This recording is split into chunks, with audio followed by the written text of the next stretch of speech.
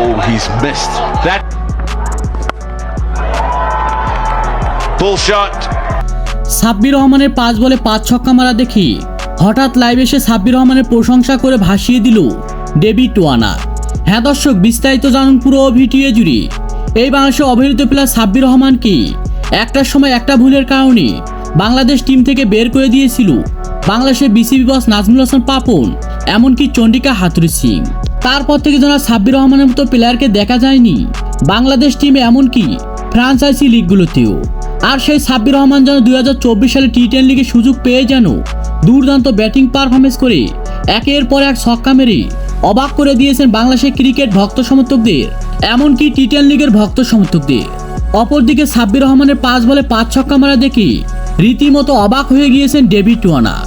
আর তাই তিনি হঠাৎ লাইভে এসে বলেন, দুর্দান্ত ব্যাটিং পারফরমেন্স করেছে বাংলাদেশের hard hitter batsman Sabbir Rahman.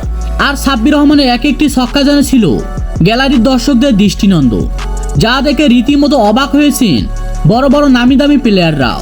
তো দর্শক, আপনাদের কাছে সাব্বির রহমানের 5 বলে 5 ছক্কা মারা কেমন লেগেছে সে বিষয়ে আপনাদের গুরুত্বপূর্ণ মতামত জানাবেন আমাদের ভিডিওর কমেন্ট বক্সে। ধন্যবাদ।